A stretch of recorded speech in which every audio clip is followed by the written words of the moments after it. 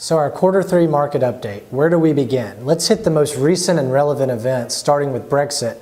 Again, proving how the media and gossip and fear can cause market fluctuations and really make zero sense.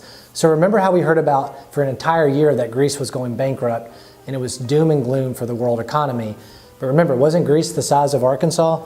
So on Friday, June the 24th, I cleared my calendar to make myself available for client calls and the multiple emails to help give advice as to what to do with Brexit. I also went on the offense and put out a piece for clients in the Nashville Business Journal, and here's a recap of what I said. Anytime you have big news, like what we saw on that Friday, the first market day is usually carnage, and we all know this, and that's also not the time to make big portfolio changes, as these swings in the market are usually unpredictable. But then the next few days and weeks usually start to tell a story of what may be to come once that initial trading frenzy is over. So let me always remind you to focus on your goals today. Many people are not focused on the next 5 years. So I try to tell them, let's at least take 5 or 6 days and gain some clarity and perspective on the likely direction of the markets and if there are any long-term effects. Then and only then can you start making decisions about making adjustments or changes in your portfolio. More often than not, these quick reactions prove to be very harmful for long-term plans, unless of course it's buying more shares where you plan to hold them for about 5 years.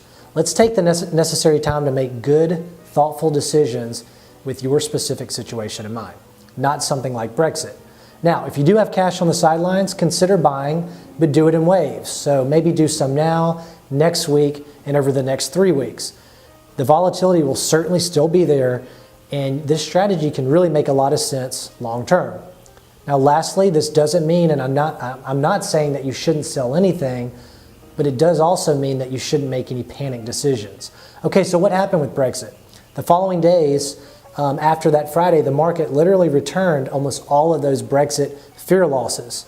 So I'm not saying we're out of the clear, but it's also not likely that trade is going to stop with Britain overnight, and the economy will certainly go on. So moving on, outside of Brexit, the election has certainly dominated the media airwaves, and I can assure you that Trump and Clinton you will be very tired of by November. But we are in for some entertainment, which is all fun and games until you realize that these two people are running for leader of the free world. Now, I do believe the economy will get stimulated, if nothing else, simply from the Super Bowl style ads, and expensive ads at that are going to be run during the debates, which are going to be the most highly televised in history, I truly believe. And I said it in 2008, again in 2012, and I'll say it now, who wins this November won't affect the stock market like most people think. I'm not going to bore you with all the stats that back that, but just know that what really matters is if companies continue to grow, and basically if we, the consumer, if we feel like we can spend money or if we need to hoard every penny. This is what drives the markets. That being said, I think growth is still out there, but it is slowing down for companies. They have nice cash reserves, and the consumers overall have healthier looking balance sheets, certainly compared to 10 years ago.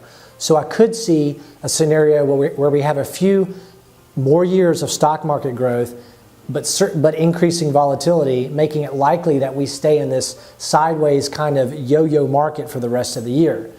But please do me a favor. Try as hard as you can to stick with your financial plan, keep cash on the sidelines for emergencies, personal expenses, and try to buy stocks on these big dips.